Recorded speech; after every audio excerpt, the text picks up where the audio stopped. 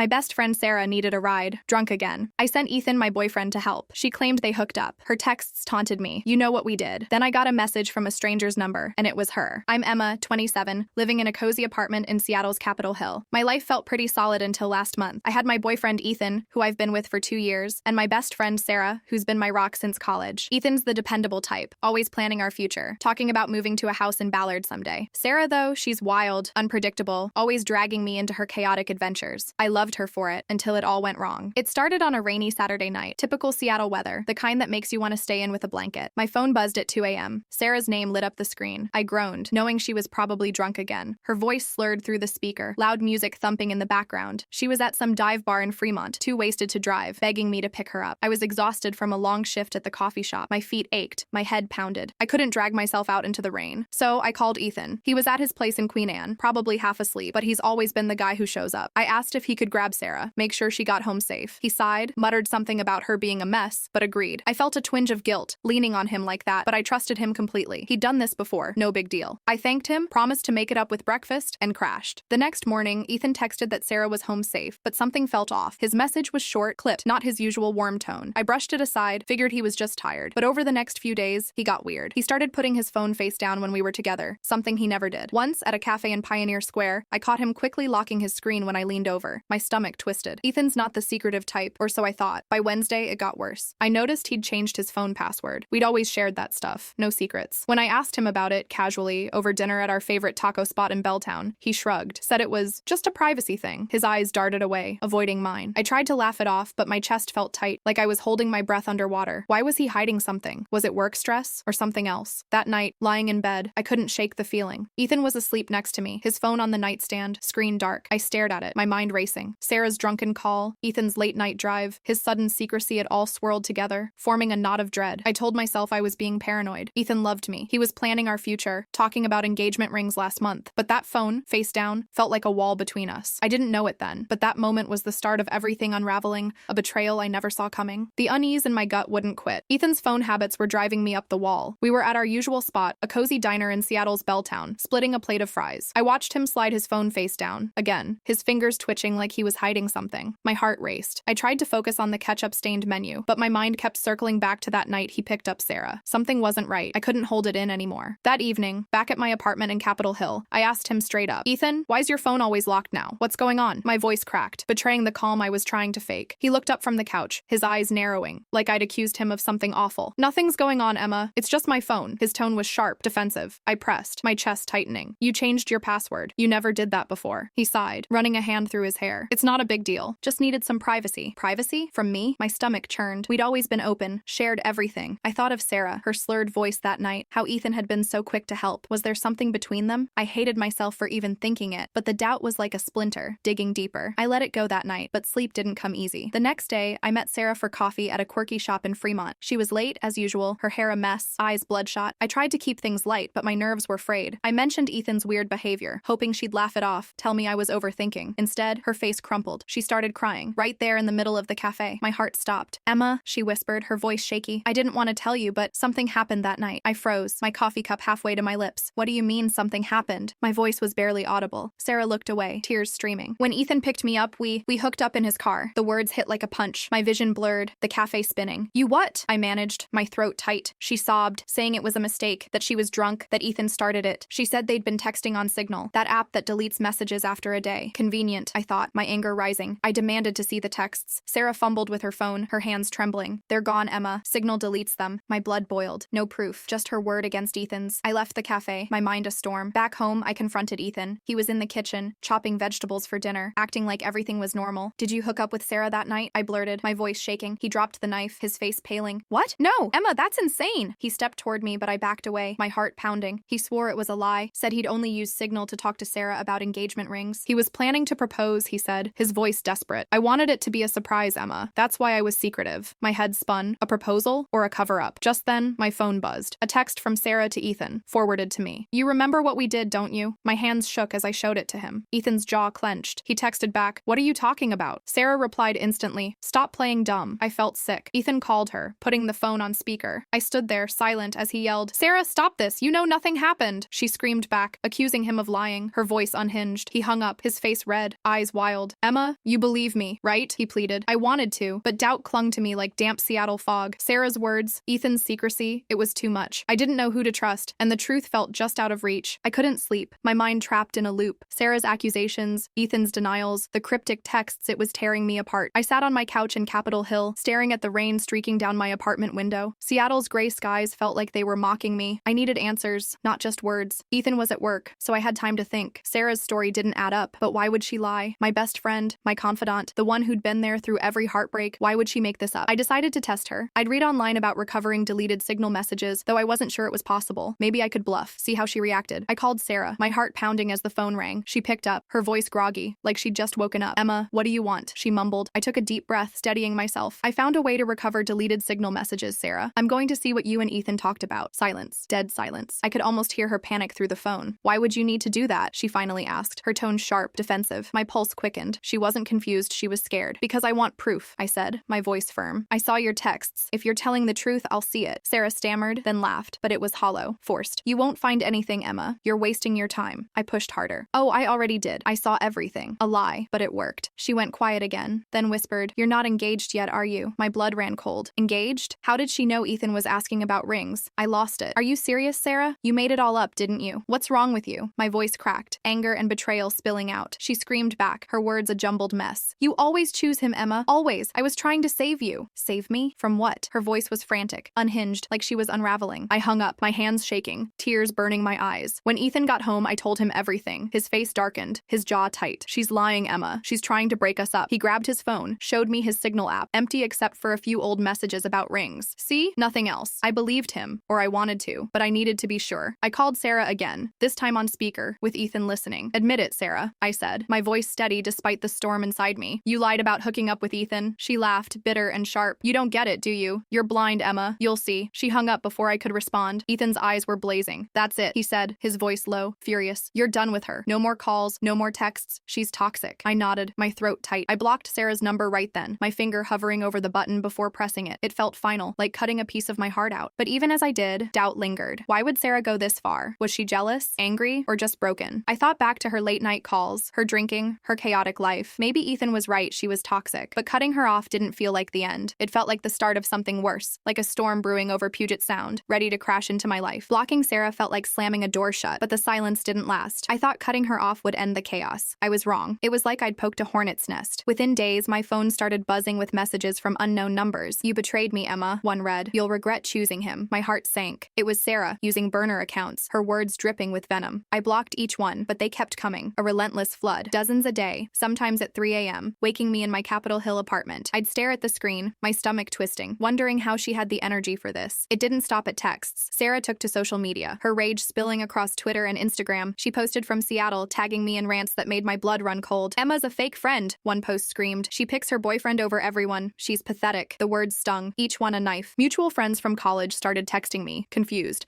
asking what happened. I tried to explain, but it was humiliating. Sarah painted me as the villain, the one who'd abandoned her. Her posts were unhinged, a chaotic mix of accusations and half-truths, like she was spiraling in public. I felt exposed, like Seattle's constant drizzle was soaking through my skin. I stopped checking my phone in public, scared of what I'd see. Ethan was furious when I showed him the posts. She's lost it, Emma, he said, pacing our living room. You need to stay away from her. I agreed, but fear crept in. What if she showed up? Her apartment was only a few miles away, in Fremont. I couldn't shake the image of her banging on my door, eyes wild, like in some nightmare. I ordered a security camera online, installing it outside my apartment. Every time I left for work at the coffee shop, I checked the footage, holding my breath, praying I wouldn't see her face. Then things got worse. One morning, Ethan called me, his voice shaking. Someone smashed my car's windshield. He was parked outside his office in Queen Anne, a quiet street. My heart stopped. Was it her? I asked, my voice barely a whisper. He didn't know, but I did. It had to be Sarah. Other cars in the lot were hit too, but I wasn't buying the coincidence. I drove to the police station in downtown Seattle, my hands gripping the wheel so tight my knuckles turned white. I begged them to do something, showed them Sarah's messages, her posts. The officer barely looked up. No direct threats, he said, shrugging. Block her and move on. Move on? How? I felt like I was screaming into a void. The harassment didn't let up. Sarah's messages grew darker. You ruined my life, one said. I'll make you and Ethan pay. Pay how? My mind raced to worst-case scenarios. I barely slept, jumping at every noise outside my window. Ethan tried to stay calm for me, but I could see the strain in his eyes. He started parking his car in a garage, checking the locks twice. We were living like fugitives in our own city. I went back to the police more desperate. They sent an officer to Sarah's apartment, but she denied everything, playing innocent innocent. No proof, they said. Just random vandalism. I wanted to scream. The worst part? I started questioning myself. Had I done something to push Sarah this far? We'd been friends for years, shared secrets, laughed until we cried. Was she always this unstable, or did I miss the signs? Ethan said she was just jealous, that she hated seeing us happy, but her rage felt personal, like I'd betrayed some sacred bond. Her words echoed in my head. You chose him. Maybe I had, but why did that justify this? Each message, each post, felt like a brick piling onto my chest. I didn't know how much more I could take, and I could feel Ethan slipping away under the weight of it all. The constant barrage from Sarah was suffocating. Every ping on my phone felt like a jolt, my nerves frayed to the breaking point. I was barely functioning, jumping at shadows in my Capitol Hill apartment. The security camera's grainy footage became my obsession, checked hourly for any sign of her. Ethan was trying to hold us together, but I could see the cracks in his patience. Seattle's endless gray seemed to mirror the storm in my life. Then, a shift. A friend from college, Lisa, called me after visiting Sarah's apartment in Fremont. Her voice was heavy with worry. Emma, it's bad. Her place is a wreck, empty bottles everywhere, trash piled up. She's not okay. My stomach twisted. Part of me still cared, despite everything. I didn't want to hear it, but Lisa's words painted a picture of someone unraveling. Sarah was drinking heavily, barely leaving her apartment, a danger to herself. I went to the police again, clutching my phone full of Sarah's unhinged messages. This time, they listened. An officer visited her, and what they found was worse than I'd imagined. Sarah's apartment was a health hazard, reeking of alcohol and neglect. They didn't arrest her, but they didn't let her stay either. She was admitted to a psych ward in Tacoma, Washington for evaluation. I didn't know the details, diagnosis, medication, nothing. But when I heard she was getting help, a weight lifted. Not completely, but enough to breathe. For a week, the messages stopped. My phone was quiet, almost eerily so. I kept checking Sarah's social media, expecting another rant, but there was nothing. The silence was both a relief and a new kind of fear. Was she really getting better, or just biding her time? I tried to focus on normalcy, going to work at the coffee shop, forcing smiles for customers. But every time I walked past Fremont's dive bars, I half expected to see her, wild-eyed, waiting. Ethan and I clung to the hope that this was the end. We sat in our favorite diner in Belltown, picking at cold fries, trying to talk about anything else. But the tension was there, a shadow between us. She's gone, Emma, he said, his voice firm but tired. She can't hurt us anymore. I nodded, wanting to believe him. The psych ward felt like a barrier, a chance for Sarah to reset. I hoped she'd find peace, even if I couldn't forgive her. But the relief was fragile. I kept the camera on, checked the locks twice. Late at night, lying in bed, I'd replay Sarah's messages in my head. You ruined my life. Her words stung, not because they were true, but because they showed how far she'd fallen. I wondered if I could have helped her sooner, if I'd missed some cry for help beneath her chaos. The guilt gnawed at me, even as I tried to move on. Seattle's rain kept falling, washing away nothing. Sarah was out of sight, but her shadow lingered, and I couldn't shake the feeling that this wasn't over. The quiet after Sarah's hospitalization felt like a false dawn. I wanted to believe we'd turned a corner, that Ethan and I could rebuild, but the damage was done, a crack in our foundation too deep to patch. We sat in my Capitol Hill apartment, Seattle's rain drumming against the windows, trying to talk like we used to. But every conversation felt heavy, like we were tiptoeing around a minefield. Ethan's eyes, once warm, were distant, his smiles forced. I felt him slipping away, and it terrified me. The strain showed in little things. He'd snap over small stuff, like when I left dishes in the sink. I'd catch myself apologizing too much, trying to keep the peace. But Sarah's chaos had left scars. Ethan couldn't shake the fact that I'd doubted him, even briefly. You thought I'd cheat, Emma, he said one night, his voice low, cutting. We were at our favorite taco spot in Belltown, but the food tasted like ash. I get why, but it hurts. My throat tightened. I tried to explain, to say I was just scared, but he looked away, out at the neon-lit street, unreachable. The vandalism of his car was the breaking point. We'd parked it in a garage in Queen Anne, thinking it was safe. But one morning, he found a scratch along the side, deep and deliberate. No proof it was Sarah, but we both knew. Ethan's face was a storm cloud. This is never going to end, is it? He said, his voice breaking. I reached for his hand, but he pulled away. That night, he sat me down on my couch, his eyes red. I can't do this anymore, Emma. My heart stopped. What do you mean? I whispered, already knowing. I love you, he said, his voice cracking. But this Sarah, the drama, the distrust, it's too much. I begged him to stay, tears streaming down my face. I promised things would get better, that Sarah was gone, in Tacoma, out of our lives. But he shook his head. It's not just her, it's us. I can't keep pretending we're okay. He grabbed his jacket and left, the door clicking shut like a gunshot. I sat there, numb, staring at the rain-slicked street outside, feeling like Seattle itself was crying for me. The days after were a blur. I called in sick to the coffee shop, unable to face the world. My apartment felt too big, too empty. I kept replaying Ethan's words, wondering if I could have done something differently. Should I have trusted him more? Ignored Sarah sooner? The guilt was crushing, but so was the anger at Sarah, at Ethan, at myself. I was alone, my best friend and boyfriend both gone, casualties of a war I didn't start. I knew I couldn't stay like that. A friend, Lisa, pushed me to see a therapist. I found one in downtown Seattle, a kind woman with a warm office that smelled of lavender. Talking helped. Slowly, I poured out the betrayal, the fear, the loss. She taught me to name my emotions, to stop blaming myself for Sarah's actions. You didn't cause this, she said, her voice steady. You survived it. I started small steps reconnecting with old friends, taking long walks along Puget Sound, letting the salty air clear my head. I joined a yoga class in Fremont, forcing myself to show up even when I wanted to hide. Healing wasn't linear. Some Some days I'd see a couple holding hands and feel a pang for Ethan. Others I'd check Sarah's social media, half expecting a new rant, but she was quiet, and I clung to that. Therapy gave me tools to cope, to rebuild. I started journaling, filling pages with my anger, my grief, my hope. I wasn't okay yet, but I was moving forward, one shaky step at a time. Seattle's rain kept falling, but I began to see it as cleansing, washing away the pain, making room for something new. Months passed, and Seattle's rain became a quiet backdrop to my healing. I heard through Lisa that Sarah had moved to Portland, Oregon, to live with her dad. Her social media went silent.